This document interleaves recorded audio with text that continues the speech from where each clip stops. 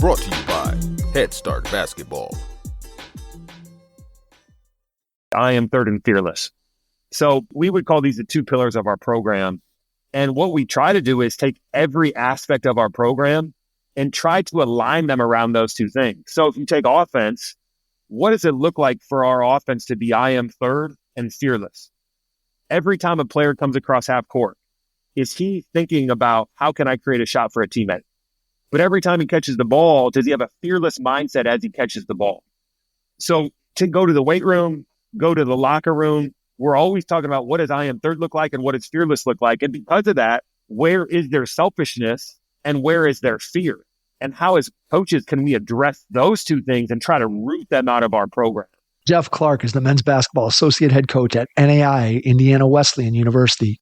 In his 17 seasons, the Wildcats have posted a record of 481 and 116, which includes 3 NAIA National Championships under head coach Greg Tonagel. Indiana Wesleyan has also made 4 NAIA Semifinal Appearances and 10 NAIA Quarterfinal Appearances during that time. Clark serves as both the offensive coordinator and recruiting coordinator and is known as a great coach of people who knows how to lead young men to be the best they can be on and off the court. Have your notebook handy as you listen to this episode with Jeff Clark, men's basketball associate head coach at Indiana Wesleyan University. Hey, Hoopheads, our friends at Dr. Dish Basketball are here to help your team train bigger and better this season with exclusive savings on the industry's best shooting machine. Now until October 31st, get $3,000 off the Dr. Dish CT Plus and experience firsthand what the ultimate training solution is all about. You can also follow their incredible content at Dr. Dish B-Ball on Twitter, Instagram, Facebook, and YouTube. Mention the Hoopheads podcast and save an extra $300 on the Dr. Dish Rebel, All-Star, and CT models. Those are some great deals, Hoopheads. Get your Dr. Dish shooting machine today. Hi, this is Jonas de Bruyne, international basketball coach, and you're listening to the Hoopheads podcast. Prepare like the pros with the all-new Fast Draw and Fast Scout. Fast Draw has been the #1 play diagramming software for coaches for years. You'll quickly see why Fast Model Sports has the most compelling and intuitive basketball software out there. For a limited time, Fast Model is offering Hoopheads listeners 15% off Fast Draw and Fast Scout. Just use the code HHP15 at checkout to grab your discount, and you'll be on your way to more efficient game prep and improved communication with your team. Fast Model also has new coaching content every week on its blog, plus play and drill diagrams on its Playbank. Check out the links in the show notes for more. Fast Model Sports is the best in basketball. Have your notebook handy as you listen to this episode with Jeff Clark, men's basketball associate head coach at Indiana Wesleyan University. Hello and welcome to the Hoopheads podcast. It's Mike Klinzing here without my co-host Jason Sunkle tonight, but I am pleased to be joined by Jeff Clark, the men's basketball associate head coach at Indiana Wesleyan University. Jeff, welcome to the Hoopheads pod. Thanks, Mike. I'm excited to talk some hoops tonight. Absolutely. Thrilled to have you on. Looking forward to diving into all of the success that you've had in your career. Let's start by going back in time to when you were a kid. Tell me a little bit about some of your first experiences with the game of basketball. What made you fall in love with it?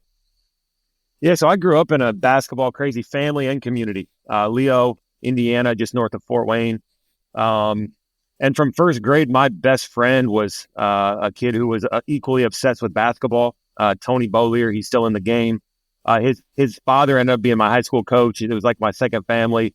So just grew up playing with my brothers. I got 4 brothers who all love to play with my friends, and was just in a community that loved the game. So I was around it my whole life and can't remember a time I didn't love the game. Where are you in the order of brothers?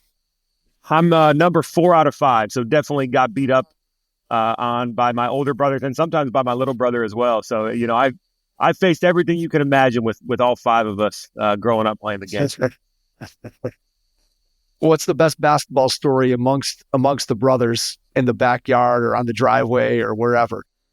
The one that comes to mind was on the day of my wedding.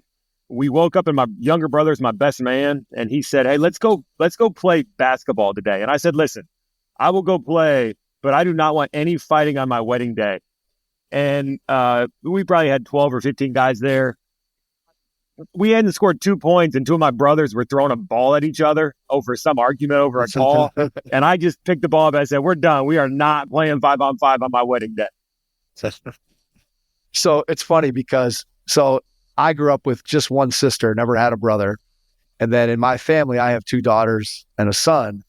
And so I've never in my home seen the dynamics between brothers. But I know that when I was a kid growing up, any family that had either all boys or multiple boys in the family, that scene that you just described just is so poetic in terms of what I experienced, again, from the outside, seeing those brothers fight and basically like kill each other over backyard games of whatever it may have been. And it sounds like your experience was probably pretty similar to the ones that I witnessed from the outside. So I can completely relate to that.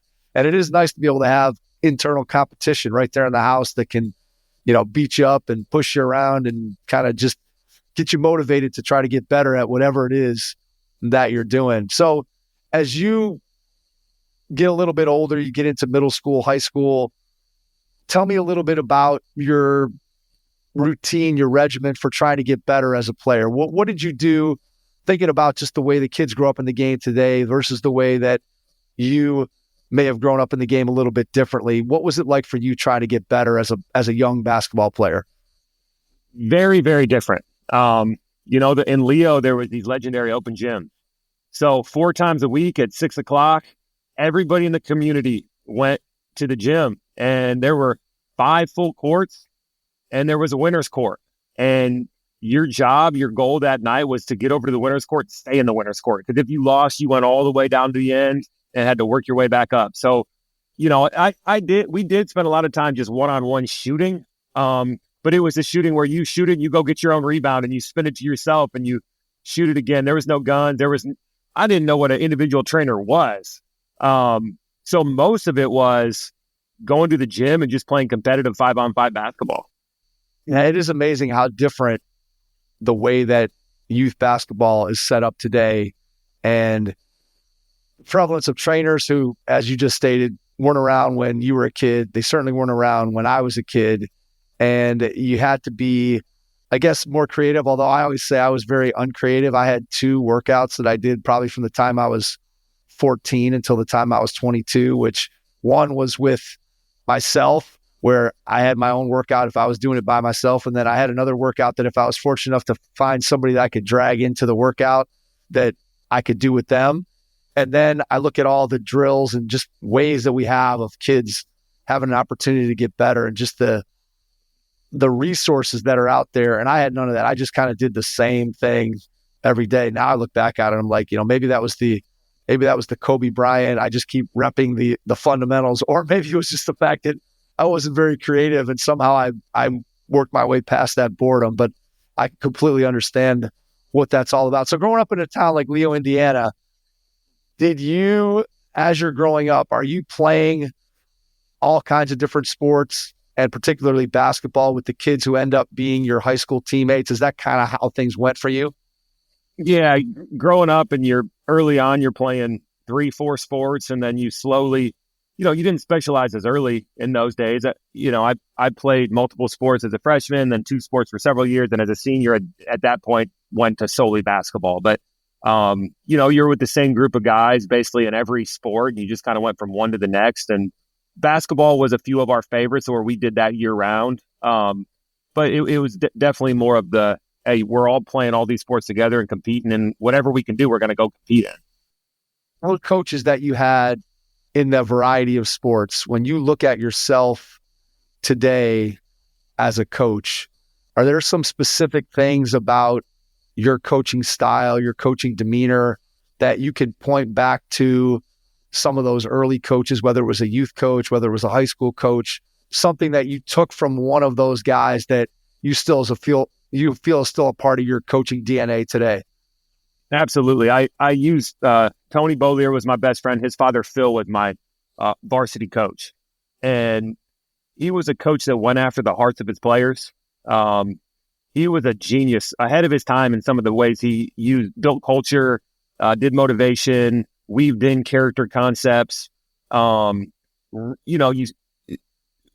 back at some of the materials he gave us, he was just a incredible mentor, father figure, impacted me so far beyond the game. And there's oftentimes I think of him as I'm coaching and know his impact on me was very, very deep. Did you know at the time as you're playing for him and you're having those experiences and he's sharing some of that stuff that, again, maybe not every kid got the opportunity to be impacted in that way by their high school coach.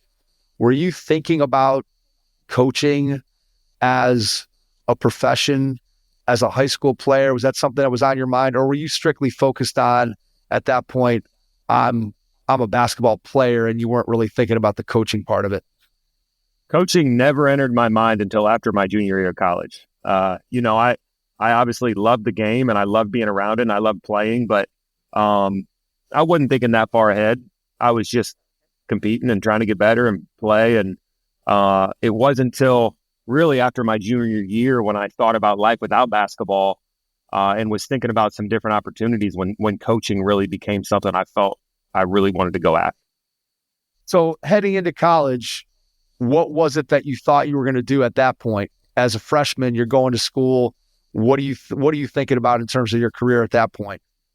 Yeah, I went in and I was studying finance, and I went through, and candidly, I had a frustrating college basketball experience. I would say I wasn't as good as I wanted to be.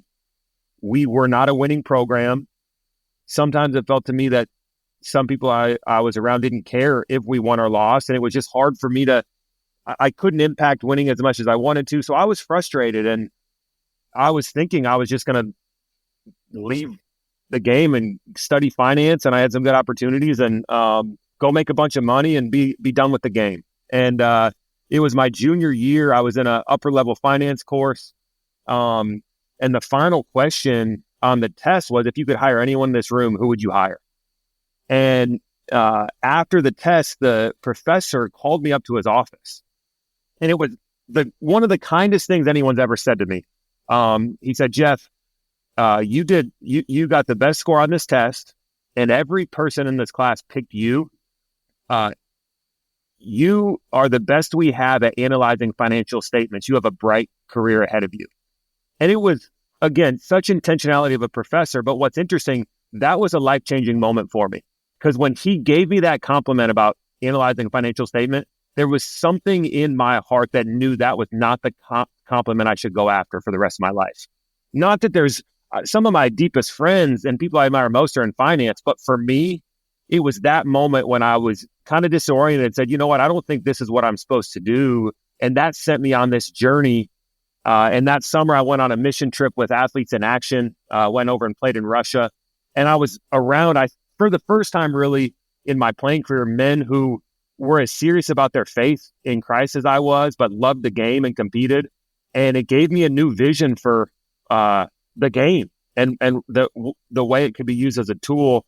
And it was really on that trip when I got a vision for coaching, and I've never looked back since. What was that experience like going and playing in Russia overseas? Had you been out of the country in an experience like that at all? Just what was it like to leave the country, play basketball, be in a foreign country, and just adapt to that? I think it was a lot of just the type of men I was around, the coaches, some of the players on that team, Neil Young, Omar Mance, Artie Culver. I could go down the list. Men I'm still friends with deeply to this day. And just being in an environment with people who took the game seriously, but were passionate about their faith, and they found a way to really bring these two things I was passionate about together in a way that I couldn't see. And I loved it. The trip was transformational for me, just in how I saw life in the game. And I carried a lot of those things back into my senior season, and it changed the way I approached the year and has really made a deep impact on the way that I coach. So, you have those moments in life that are, they alter the trajectory of your life. And that trip was one of those things for me. Well, how did that change the way you approached that senior season? Because obviously I can tell from the conversation that you were sort of frustrated, felt like, hey, I want to be able to impact winning in a larger way. You weren't necessarily able to do that. And you go on this trip, you come back for your senior season. I'm guessing that the external environment around you hadn't changed. So there had to be something internal that changed for you. What was that internal change, and how did that manifest itself to allow you to have a more positive outlook on basketball? Wow, what great insight, and what a great question, because you're nailing it. Before that trip, I think I only had a category for success that was measured in stats and winning. So if that's how you measure yourself, and you're not good enough to impact winning, and you don't have any stats, and your team loses, it's a miserable experience. So that was the only way I could evaluate how things were going. And I was frustrated because it didn't matter. I just have limitations athletically to the type of player I can be. It didn't matter how hard I worked. I wasn't good enough. So when you place your identity so much in the scoreboard and on stats, and you don't have it in you to improve those things, it's frustrating. Well, as I came back from that trip, there was way deeper things in terms of how does my faith, how's my identity rooted there? What are relationships like in this? How do I evaluate myself based on the way I elevate other people? Well, there was a different scorecard all of a sudden. And now I was able to place my love of basketball underneath those things. So that the love exploded again, because I found a way to find joy and a purpose beyond just, did I win or did I play well? Did you initially think about that primarily from a player standpoint, or was that the moment where you started to think about, hey, I can take all this stuff that I just experienced as a player, and maybe I can translate that into the coaching? Or were you still thinking from a player perspective?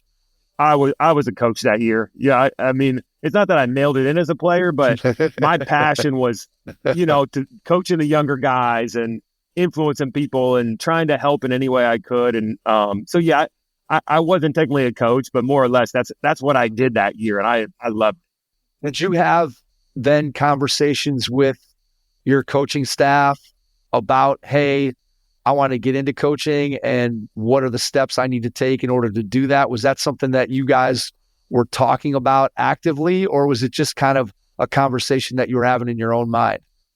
No, well, I'll tell you the conversation that I remember. Our athletic director at the time, Mike Zapolsky, I had been on a student leadership advisory committee that he had, and as I was in my senior year, he just asked me to breakfast, and we went down, and he was a great guy, great leader. He's still in athletics at a different school now, and I've lost touch with him, but I love the guy. He taught me a lot. And over dinner or over breakfast, he just asked me what I was thinking about doing. Well, I knew how hard it was to get into college basketball, and I knew you needed to either be good or have connections or come from a good program, and I didn't have any of those things, right? So as I was talking to him, I was just thinking, I after my junior year, when I made that decision, I decided to get an education degree as well. So my senior year, I finished my finance degree. My first semester, I took 23 hours. My second semester, I took 22 hours. I basically took a double load my senior year, thinking I want to coach high school basketball because that's the only vision I had. So I still had to student teach. So my idea that I presented to him is, I'm going to go find the best high school program I can, and I'm going to try to coach there and student teach there, just volunteer. And just say, hey, can I hang around a great coach, do it for free, add value? And he said, well, have you ever thought about doing that for college? And I said, I don't have any connections. And he said, well, if you're saying you'll work for free, you don't need connections, right? So what could you do? Well, when he said it, I just hadn't thought about it. But my junior year at Anderson, a coach I was extremely close with, Jake Nelt, just an incredible mind for the game. I spent a ton of time talking hoops with him my junior year. He was the assistant at Indiana Wesleyan in Coach Greg Tonagel's first year. But they were the only two on staff. This was my senior year. So I called him up and I said, hey, here's what I'm thinking. Do you guys need any free help? I'd love to do it. And he said, man, that sounds incredible. I got to introduce you to Coach Tonagel. So I'm all of a sudden pumped up. There's a potential opportunity. So about a week later, I go up to one of their games. They play against Taylor University. It's a rivalry. It's their first year. So they're running around. It's crazy. And they get beat by 40. So I'm standing around after for about 20 minutes. And Jake comes down and he goes, "Hey, Coach Tonagel doesn't really feel like talking to anybody tonight. Sorry, we'll do it another time." So about 3 weeks later, I come back again to another game. And that night they lost on a last-second shot. So again, I'm waiting around. About 20 minutes later, Jake comes out and says, "Hey, Coach Tonagel doesn't really feel like talking to anybody." So I'm like, okay, what's going on here? Well, the next day, Jake called me and said, "You're hired." So Coach Tonagel hired me without ever talking to me, meeting me. He ducked me in both my quote unquote times I was going to come up for an interview. And the first time I met him, we were on a recruiting trip together and I was on his staff. So that's how I ended up in college basketball. The value of working for $0, Jeff. That's exactly what that is right there. That is the value of working for free. There's no question that helps in any way, shape, or form. If you want to get in the door, if you'll do stuff for free, great way to break in. All right. So did you at some point have a conversation with your parents of like, "Hey, I just gave up this lucrative finance dream that I was living for 3 years, and now suddenly I'm going to go and coach college basketball for a salary of a whopping $0? What was that conversation like if you had it? Mom is one of those teachers who won every Teacher of the Year award.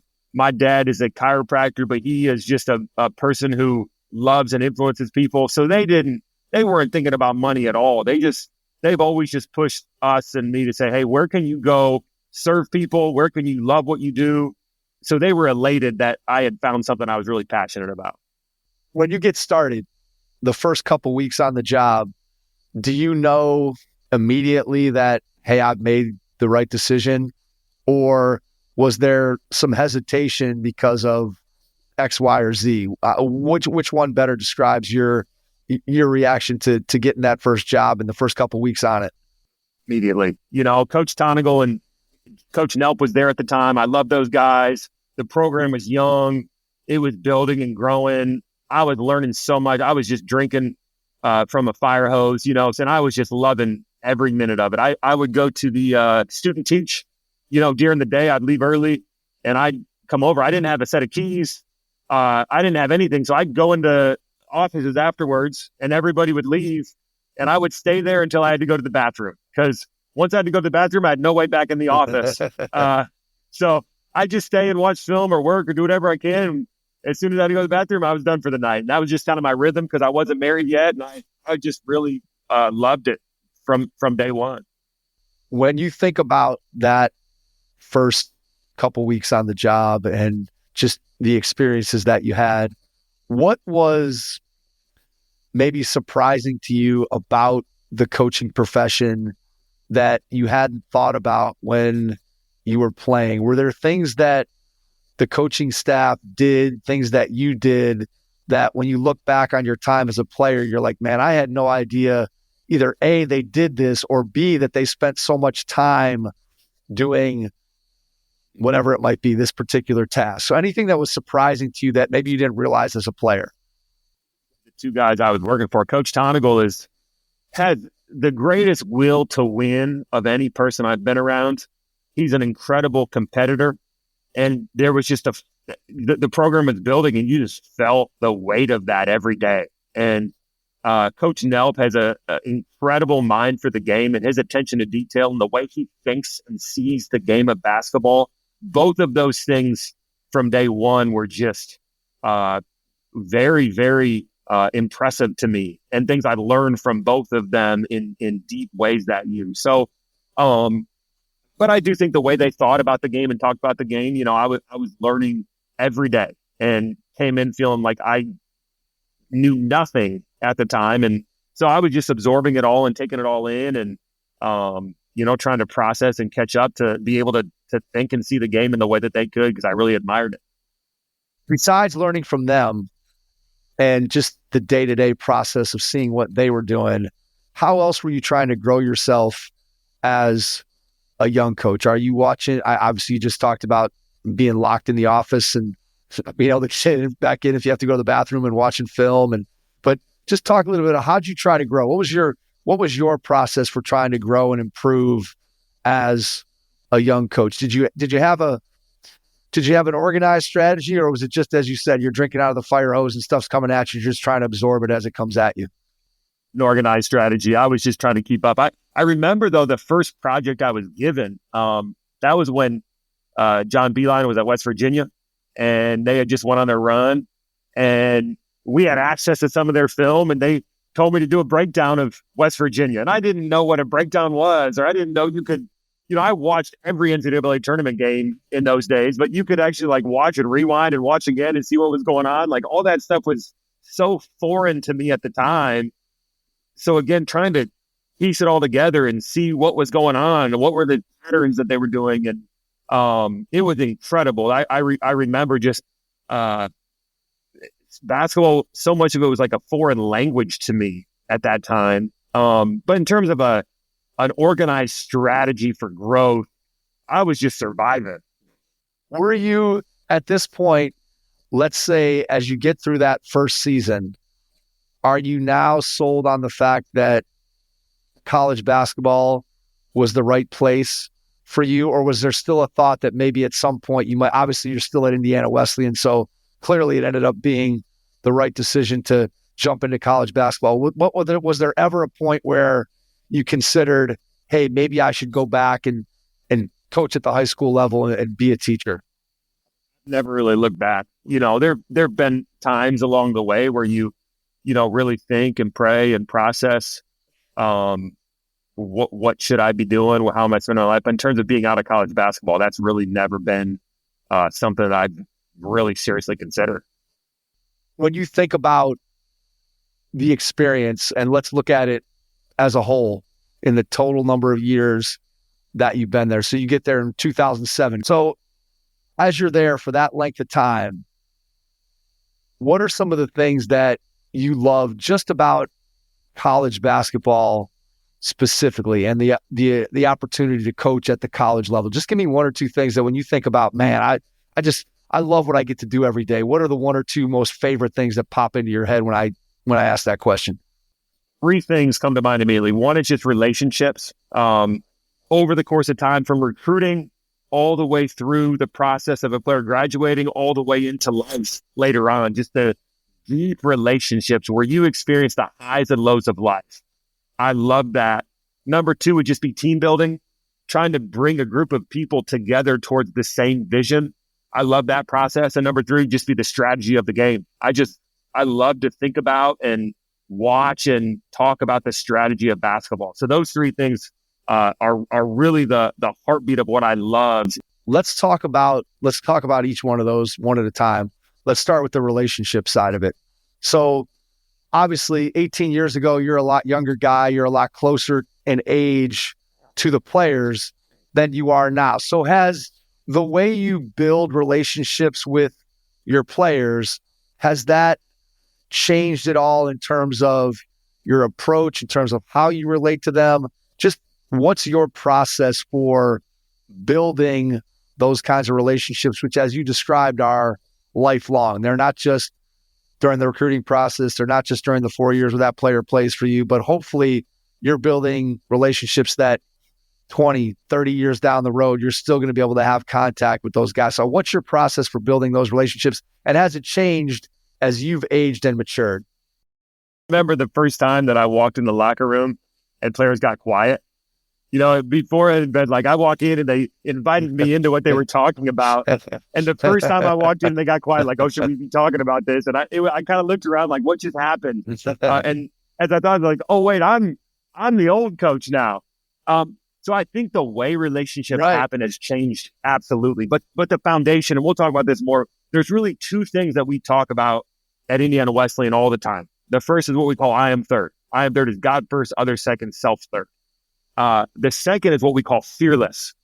As coaches, how do we take fear out of the game? So in every relationship we have, in every part of the program we have, we're trying to bring these two things into it. What does it look like to have an I am third relationship and build that into players? And what does it look like to create a fearless mind in the players? So the way that expresses itself is different when you're close to the same age versus you're viewed as older. Of course it's different, but the foundation and the heartbeat of what those relationships are has remained the same, whatever age we are. I think that's a good point in that it's sort of in how you make that approach, right? And how you get to the player and what that conversation may look like. Ultimately, the goal of building that relationship is the same in terms of making sure that it's a deep connection between you as the coach and them as the player. So give me some examples of how you guys go about doing that as a coaching staff. Is it more formal, more informal? How do you let those guys know that, hey, we're invested in you, not just as a basketball player, but we're invested in you as a student, as a human being? What does that look like for you guys on a daily basis, boots on the ground? How do you build those relationships? 100 different ways. But from the very start of the recruiting process, trust is the most important thing. You want the player to know that at a heart level, what you care about is their heart, who they're becoming over time, and you want a relationship where there's trust both ways. Now, sometimes that means you have to challenge them. Sometimes it means you have to pat them on the butt. Sometimes it means you have to hold them accountable. But in whatever it is, there's a heart-to-heart connection where we're both moving in the same direction. And the two things we talk about all the time with our players, and this is both on the court, in the classroom, in faith, is it doesn't matter to us exactly where you're at. It's just, are you willing to be honest about it? And do you want to grow? And as long as you have those two things, we'll meet you in any way to help you move along. So sometimes that means there's players in our office and we're watching film and we're growing the game. Sometimes they're in our office and we're talking about family or anything else. Sometimes we have scripture open and we're studying the word and we're praying together. Sometimes we're just laughing. So, but in all the case, we're building trust and we're trying to get to the heartbeat of a player and move them along towards growth in a way that then creates a greater momentum for the entire program. Would you say that most of that is done informally or formally? Is there how do you balance out? Oh, are you having a meeting? Hey, this is our weekly check-in meeting, or is it more sort of organically? You're talking to them before, after practice. You're grabbing lunch with a guy. How would you kind of characterize when and where you're meeting the guys to be able to have those kinds of conversations? Happens in so many ways. So let's just talk today. Today there was I had lunch with the player, and this player I had lunch with, there was no agenda on it. It was just relationship time. And this doesn't happen every day, but this was a player that, just kind of, he'd had a couple good weeks and just wanted to see where he was at and how he was processing things, how things were going in his life. There was a player-led meeting today, but this was more positioned by us. So we could just tell the team needed a little spark. So we called a couple players that we really trust and say, hey, what are you guys seeing? How can we position them to be leaders on the team? There was some individual film with about 4 players that was more, 4 to 5 minute check-ins. But while you're watching film, you're trying to, again, build trust. So you're seeing multiple touch points, some with just player-led, some one-on-one, some through film, some specifically about basketball, some not. But I think every day there's different ways that you're putting little pieces of input into players to help them grow. Absolutely. I mean, I think that's probably when I think about the coaches that we've had on here and talk to them about the relationship side of it, I think there's always a balance, right? There's, first of all, knowing, as you said, the pulse of your team and knowing what they need and knowing when they need it and how they need it. And then that also gets down to the individual player as well, that you get a feel for that player, who they are, what they're about, what motivates them. And the more you know them, the easier it is to see that, hey, things are going really well for this kid right now, or man, I could see that this kid's struggling a little bit. Let's see what we can do to bring him back to where we need him to be, both as a basketball player, but more importantly, just as a human being. And I think that balance between formal and informal and just, again, investing in your players makes a huge, huge difference when it comes to building those deeper relationships. The second thing you talked about was team building. And obviously, I think the relationship piece with individual players obviously plays a big factor in getting those guys to buy in and trust you and trust the coaching staff, and conversely, you to be able to trust them. And when that starts to come together, now you're talking about building the trust between teammates and getting everybody on the same page so we're all moving in the same direction with the same goals. So how do you guys take those individual relationships that you're building and then put that together in a team building process? So the two concepts I touched on briefly, I am third and fearless. So we would call these the two pillars of our program. And what we try to do is take every aspect of our program and try to align them around those two things. So if you take offense, what does it look like for our offense to be I am third and fearless? Every time a player comes across half court, is he thinking about how can I create a shot for a teammate? But every time he catches the ball, does he have a fearless mindset as he catches the ball? So to go to the weight room, go to the locker room, we're always talking about what does I am third look like and what does fearless look like? And because of that, where is their selfishness and where is their fear? And how as coaches can we address those two things and try to root them out of our program? And it's a challenge because it sounds great in theory, but every program deals with selfishness and every person deals with fear. So all the time you're looking for these and you're trying to root them out and you're trying to figure out how can we address the root cause of these things. Because when a team plays both I am third and fearless, it is a fun game to play and it's a fun locker room to be a part of. And that's really when we think of a team that we want to build, you come watch us on the court and you see those things come to life. How long into a particular season, and again, obviously this varies, but when you're evaluating and look at your team, what are the signs that you're looking for that, hey, they've got it. They've got the I am third mentality. They've got the fearless mentality. What are the things that you look for that when you guys sit down together as a coaching staff, you're like, okay, they got it? First thing that comes to mind is joy in other people's success. It's not that they're not competitive, even with each other, but when a teammate succeeds at a heart level, how do I respond? And you can often see that by looking at the end of a bench. You can see it on the court. You can see it when things go well and don't go well. Or when it doesn't go well, are they pointing fingers at someone else or are they taking ownership?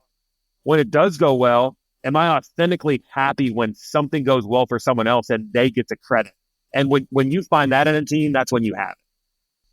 Yeah, I think that's something that, again, when you look at our society in general and you start thinking about just the selfish nature that we see promoted so often, that I think as a coach, if you can put together and build something where players are genuinely happy for the success of one another, and then obviously you as coaches have to model that and put that in place so that they see you living by that same philosophy. I think that's really important. But yeah, it's one of those things that, man, when that comes together, where you have guys that genuinely care about each other and genuinely care about the success of their teammates, that's really when you know you have something. And I think that it's probably a lot more rare than you and I would probably like to imagine that it is. That's something that it's easy to say. It's a lot harder to do. Let's put it that way, Jeff. We see college basketball becoming more and more of a me first world. It's, some of the side effects, whether you like it or don't like it, the transfer portal and NIL are part of our reality. And one of the side effects is that things become more transactional with both of those things. And as things become more transactional, it becomes more me first. So we've tried to say we're not against those things. We're trying to figure out how to leverage them, but we want to double down in trying to create an I am third environment because we think it stands out even more as it seems like the world of basketball becomes more and more me first. And it's candidly, if it was all about transactional relationships, I don't think I would want to coach. That would be the time when I would want to get out of college basketball. But when you can really be part of building something that's bigger than any one person, and you can see players really buy into something that's bigger than themselves, and they grow in their faith, they grow as players, but they really learn how to be with a teammate and elevate other people. That's what makes the profession so much fun. Hey coaches, we know you're invested in the next generation of athletes, so why not give them the star treatment this season with Game Changer, a free app that provides you with the tools to help your players improve. Review game film, game stats, and cumulative season statistics with your team to keep players motivated all season long. Live stream your games for free and enjoy automatic highlight clips. Download Game Changer now on iOS or Android. Game Changer equips your team with the tools they need to stay engaged. Download it today and make this season one for the books. Game Changer. Stream, score, connect. Learn more at gc.com/hoopheads. That's gc.com/hoopheads.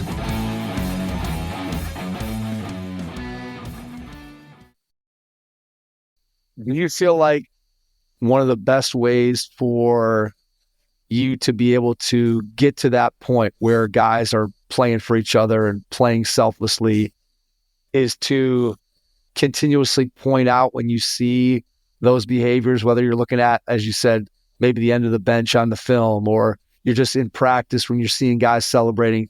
Do you find that the more you reinforce that and recognize it and point it out, that those behaviors tend to multiply when you're pointing them out so that guys can see what it is that you expect? But I think even to another level, when your players are pointing that out and when your players are dissatisfied when that's out in the locker room, that's when you have something. And that's what we're facing as a team right now. We have 7 new players this year, which is the most we've ever had.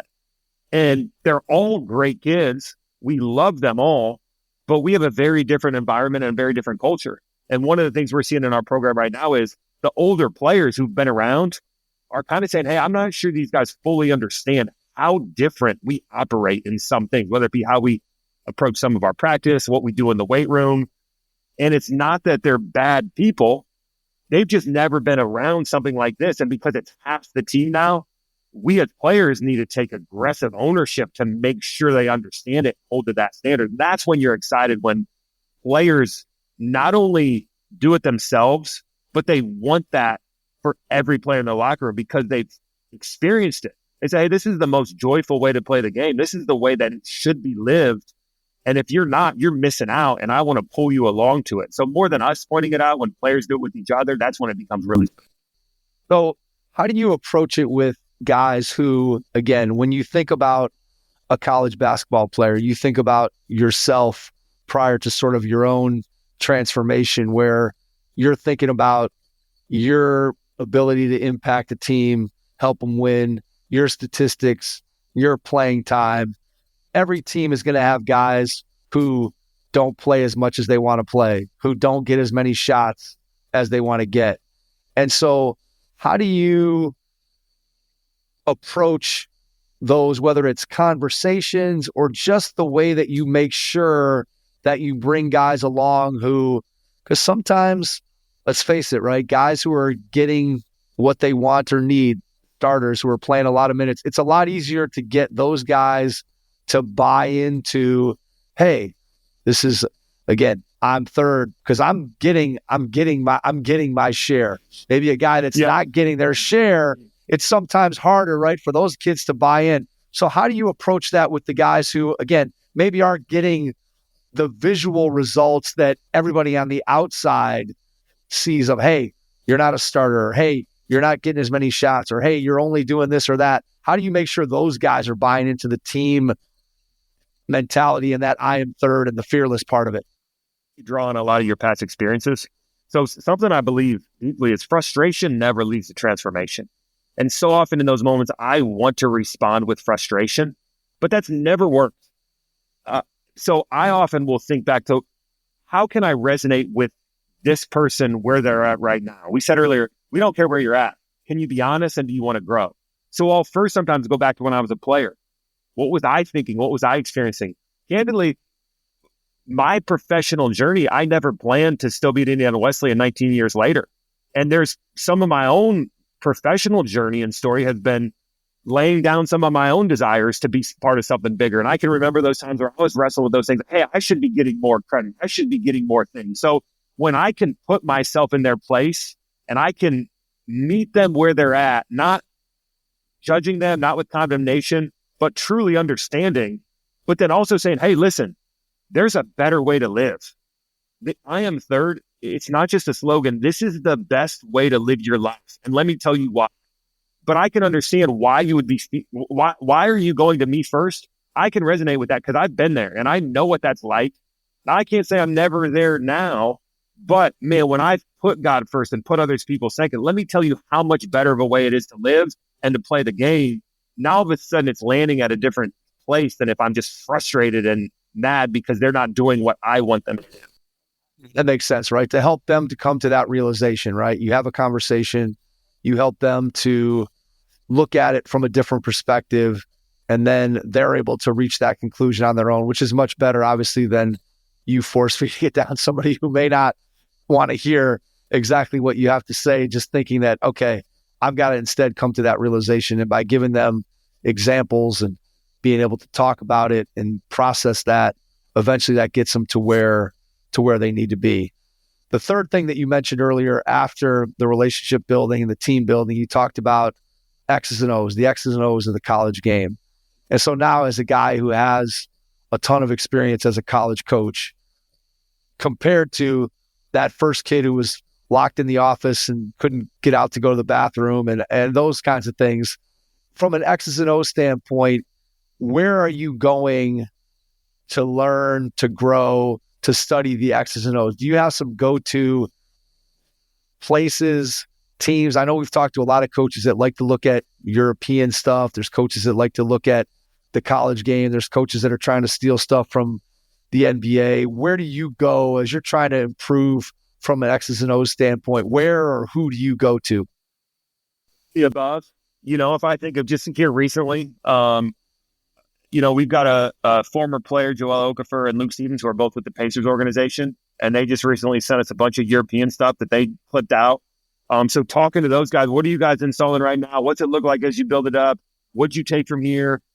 Hey, we'll share you this cut up as long as you don't share it, so some of that, there's different websites that we go listen to your podcast, listen to podcasts of coaches all the time. So you're always, I think, watching things and trying to learn, but then piece it together. Where does that fit with what we're doing and how can it make what we're doing a little bit better? Because something I fall into so easily is I'll hear someone say something, or I'll watch a cut up of Serbia scoring 20 times in a row out of this action.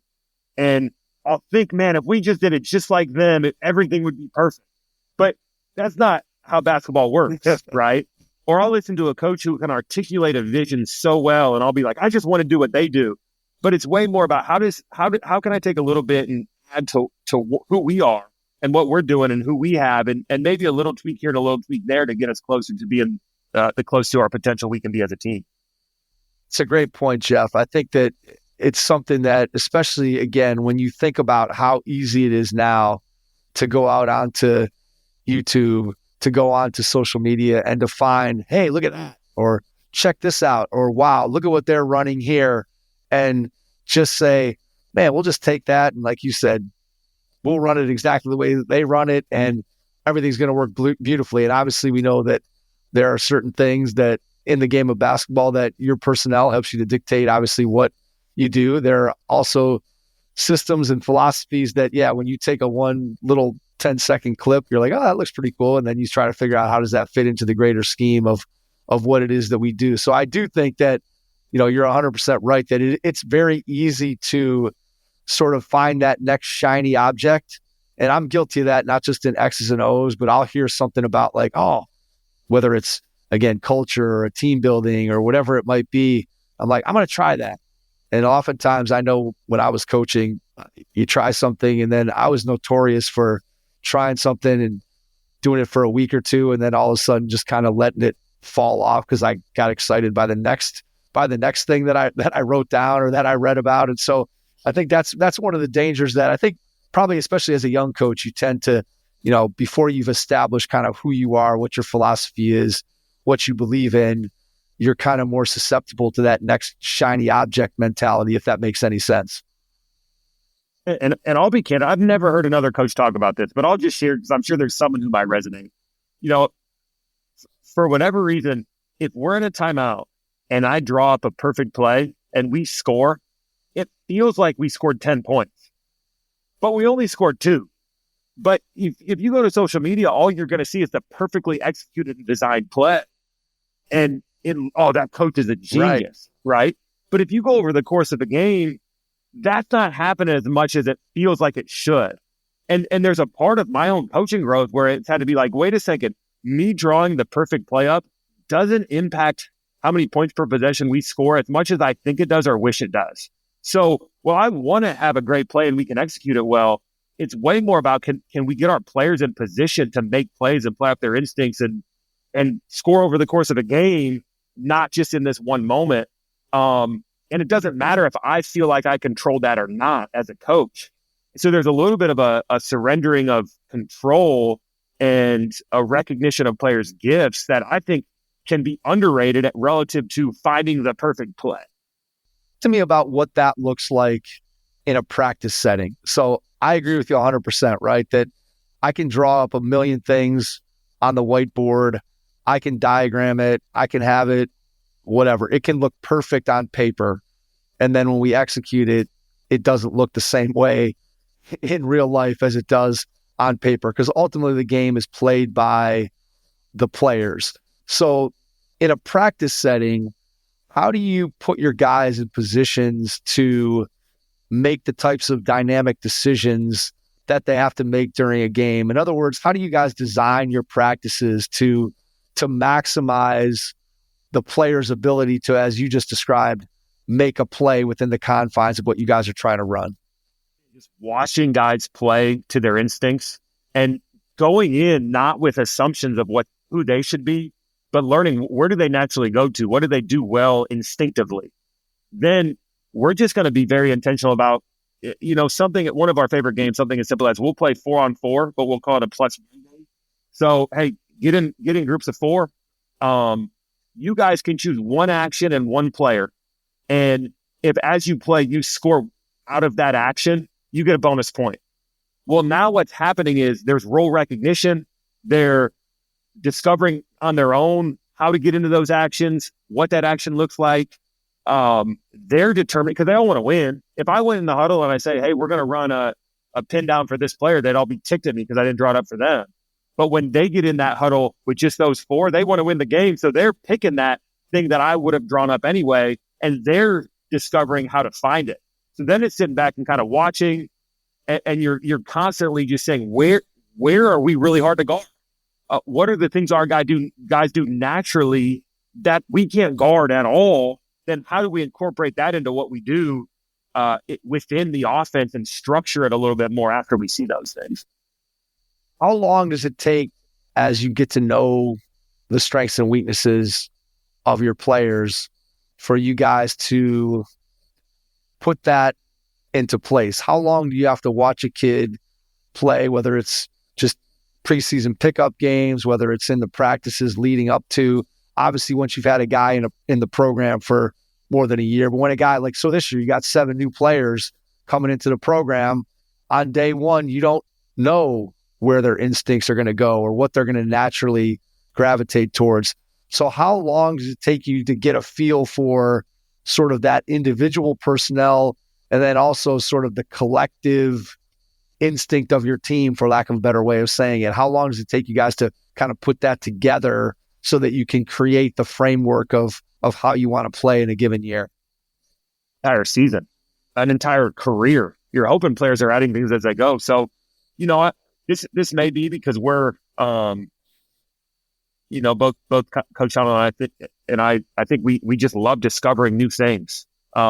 Each season does not look the same. And I love the way he leads this way. He is an emotional leader who will go after the things he sees. And he just is a leader who discerns very well what the team needs in that moment. And I think that translates down to how we do offense. So I think early on, we're discovering some of those pieces and we're trying to manipulate it to what we see, but then we're always giving room to discover new things, to get players' input.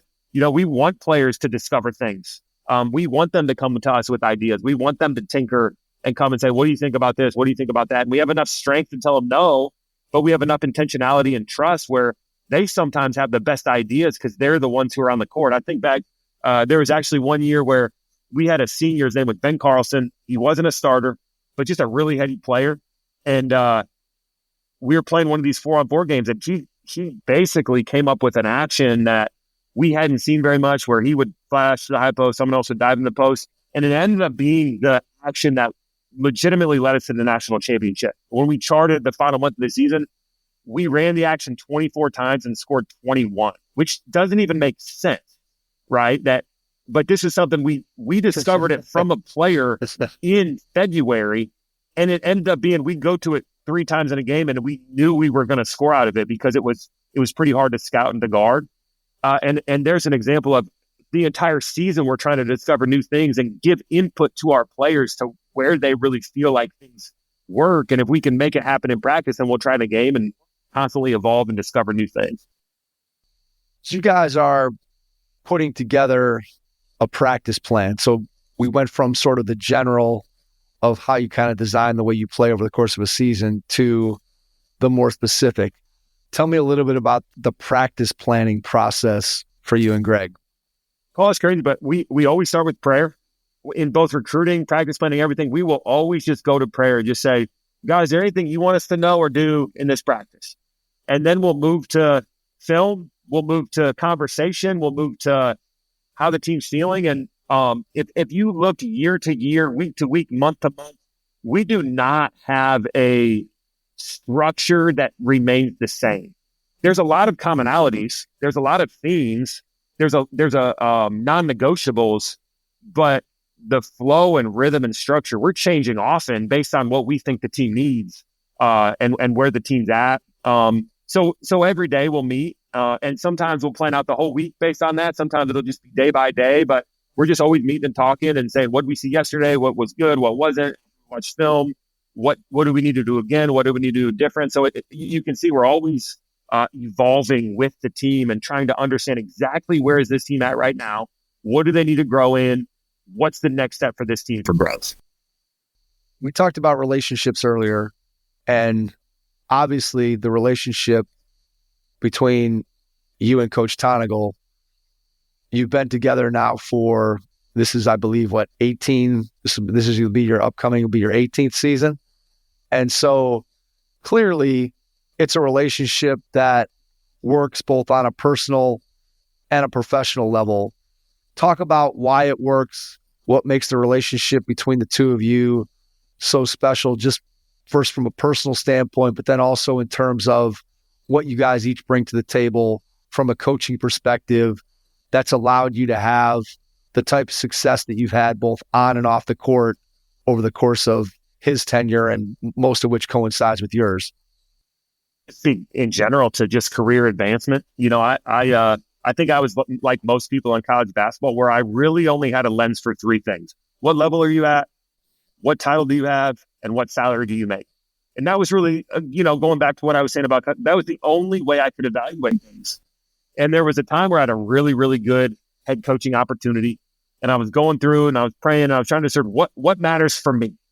Are those 3 things, the 3 things that matter for me? And I kind of came away from some real intentional time in prayer and trying to discover who I am and what I'm about. I have a different lens. One is, where can I really express my faith at the deepest level? Where can I be a great father and husband? And where can I be around people who push me to grow? And when you go to that last one, I think relationships are undervalued in college basketball.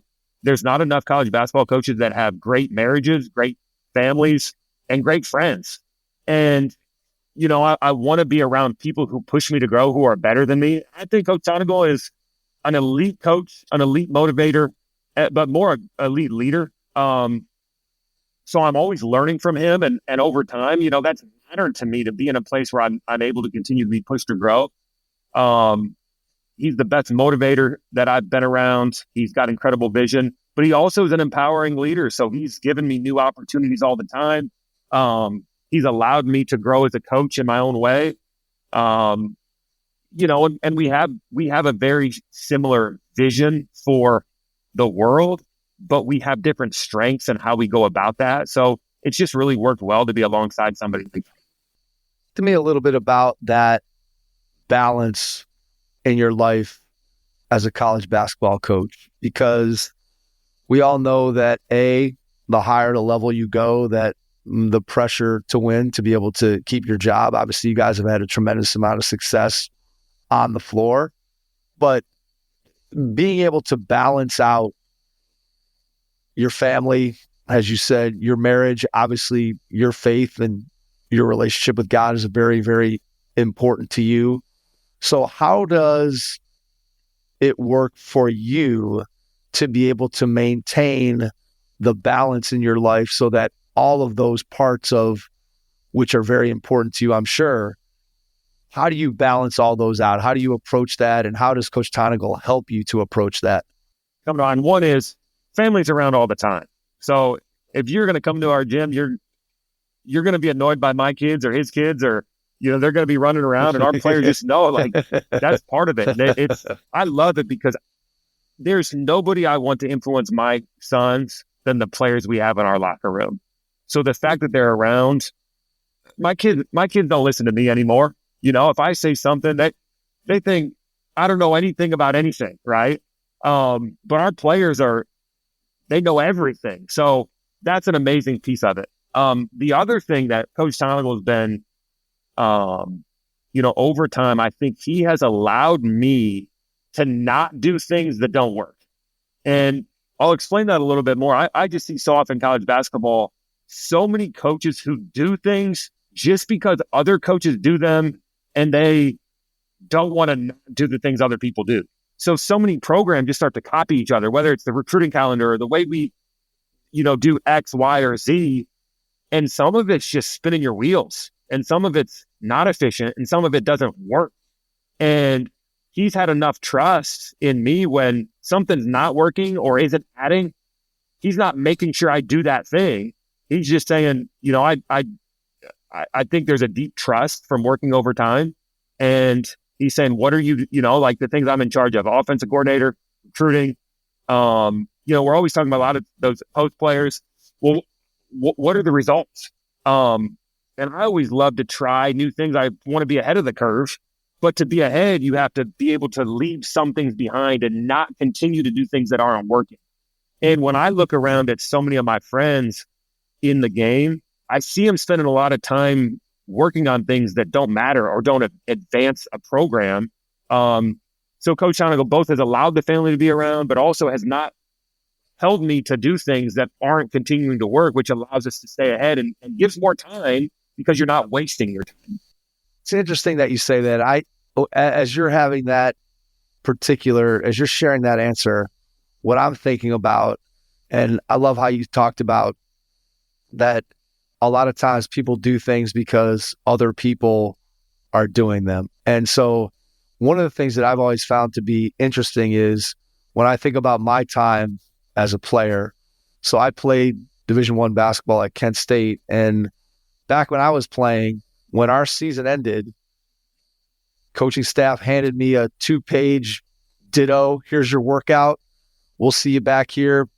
Hopefully you're going to be in shape when you come back to school in August. And that was it. And now I look at the amount of time that coaches have access to players. And I just always think about the fact that, man, that's a lot of time for both players to spend with coaches and coaches to spend with players. And I know when you have that time that everybody feels pressure to utilize that time. But in a lot of ways, I think about the times when I grew as a player. For me, when I was away from the coaching staff, and again, I was a hardworking kid or whatever, I didn't just go home and sit on the couch and eat potato chips. I was working on my game and whatever. But I feel like during that summertime, that's when I added stuff to my game. That's what I did. And I felt like I came back refreshed. Whereas if I was hearing those same voices 4 years straight over the summer, and I think that coaches don't necessarily want to admit that it's too much, because to your point, to admit that, hey, we're getting too much contact time with our players. There's not many people that want to admit that, but I think in some ways, the situation that we have in Division I basketball, it's almost, I feel like, again, this is my perspective from a player's perspective, 30 some odd years ago. I feel like in some ways it can be overkill, and I think that's kind of what you're describing. That in some ways, right, there's things that everybody, you feel like you have to do them because everybody else is doing them. And if you don't, you're going to fall behind. Or if your record's not as good as it should be, your administration is going to come to you and say, well, you should have been doing because everybody else is doing it.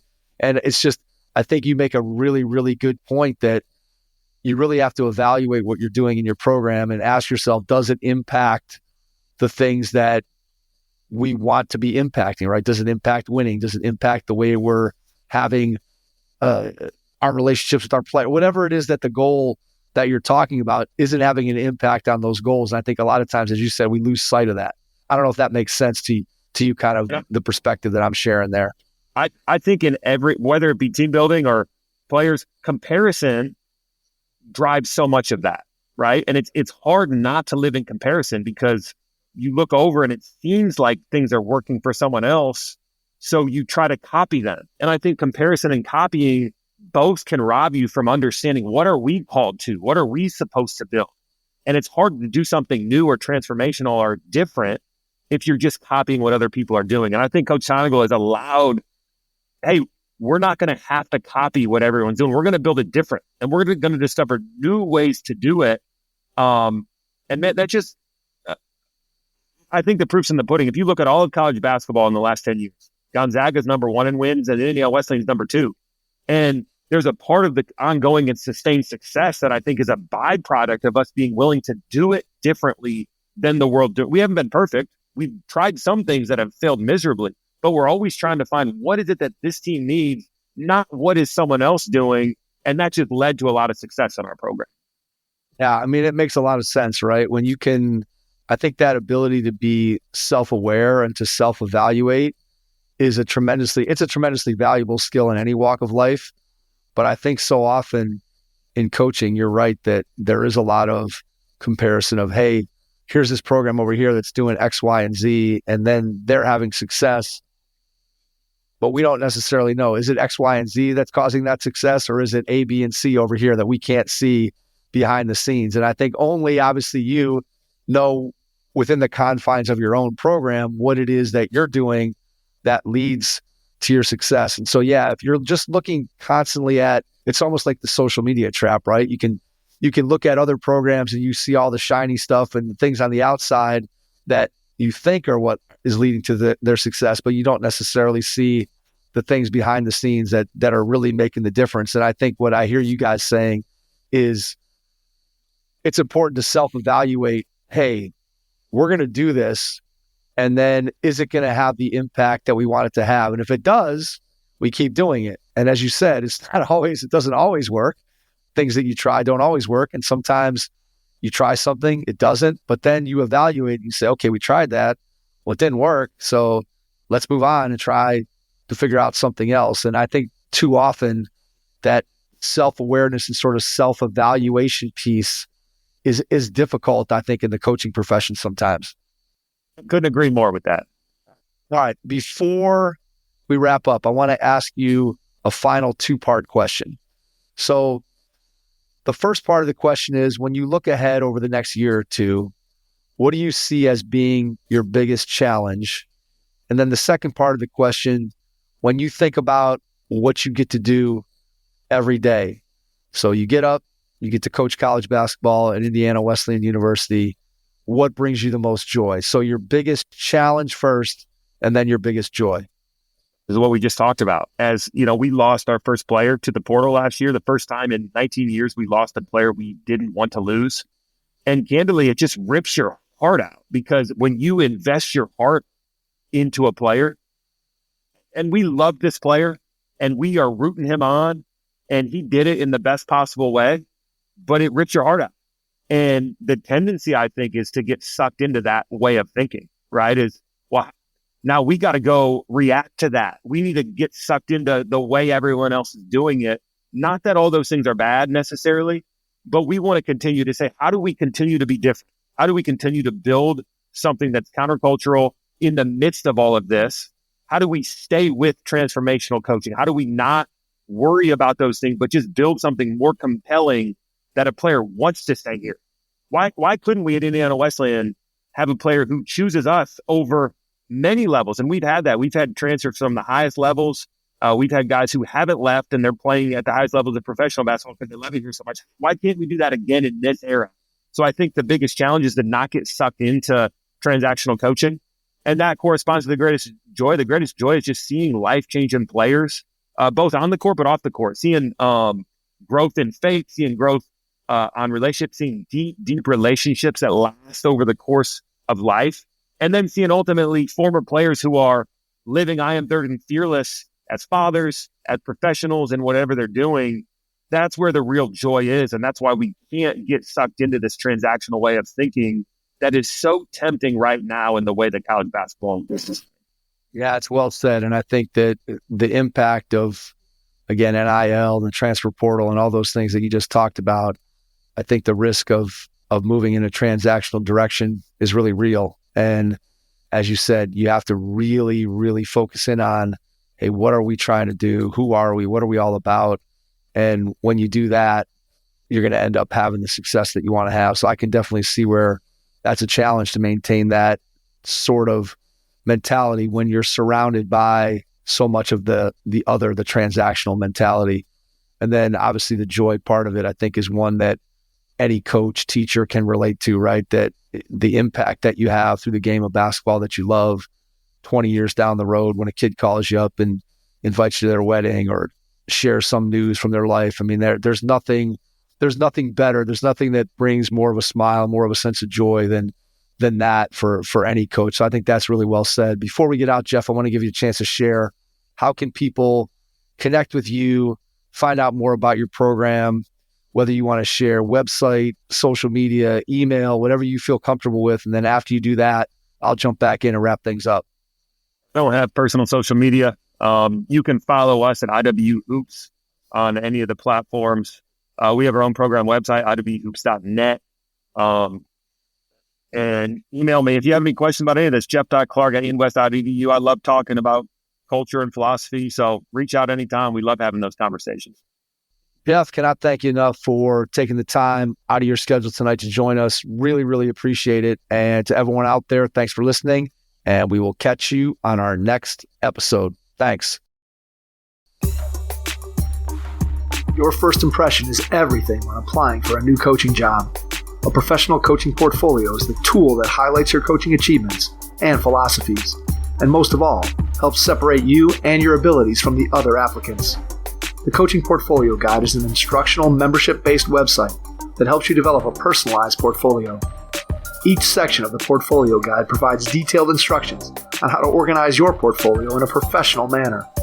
The guide also provides sample documents for each section of your portfolio that you can copy, modify, and add to your personal portfolio. As a Hoopheads Pod listener, you can get your Coaching Portfolio Guide for just $25. Visit coachingportfolioguide.com/hoopheads to learn more. Thanks for listening to the Hoop Heads podcast, presented by Head Start Basketball.